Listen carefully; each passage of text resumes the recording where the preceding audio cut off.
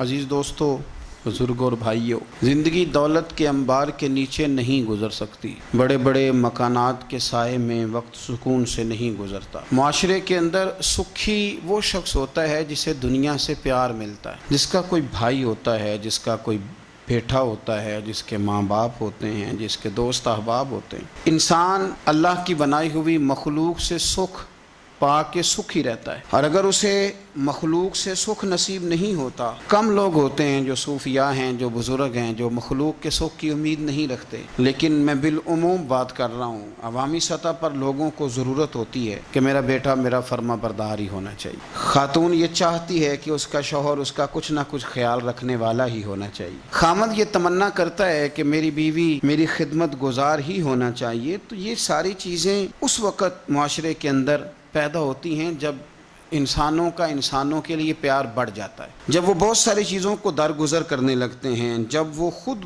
محبت کو فروغ دیتے ہیں۔ قرآن مجید فرقان حمید نے ارشاد فرمایا کہ انما المؤمنون اخوہ۔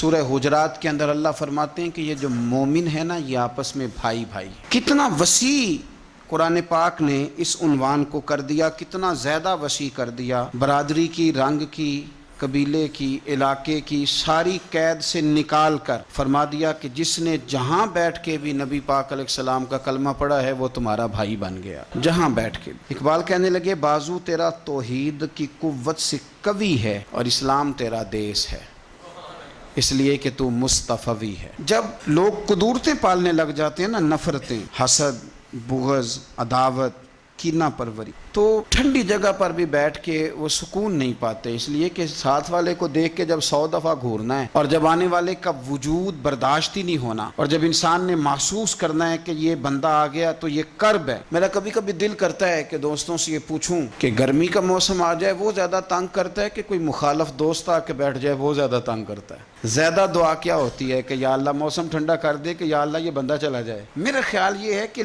بعض لوگوں پر سخت بوجھ بن جاتے ہیں۔ تیزی سے فروغ ہوا ہے عداوت کا، اور ہماری نفرتوں کی جو وجوہات ہیں ان میں بڑی وجہ یہ ہے کہ یہ بندہ میری طبیعت کا نہیں، مجھے صرف وہ بندہ درکار ہے جو میری مزاج کے مطابق چلے، ہاتھ باندھ کے میرے پیچھے چلے۔ رسول کریم صلی اللہ تعالی علیہ وسلم دوسروں کے مزاج کا لحاظ کرتے تھے، دوسروں کے مزاج کا پاس فرماتے تھے، خیال کرتے تھے نبی کریم صلی اللہ علیہ وسلم۔ عورت کے جذبات ہوتے ہیں، اس کی کچھ خواہشات ہوتی ہیں۔ آپ کیا اس بات کو معمولی سمجھتے ہیں کہ نبی پاک صلی اللہ علیہ وسلم نماز کے لیے کھڑے ہوں رات کو تو حضور حضرت عائشہ صدیقہ سے فرمائیں کہ اگر تو کہے تو میں نماز پڑھ لوں، اس لیے کہ وقت تیرا ہے۔ میرے بھائی، بوجھ بننے کی کیا ضرورت؟ آپ مزاج کو سمجھ لیں اور کوشش کریں کہ فروغ محبت ہو، عداوت نہ ہو۔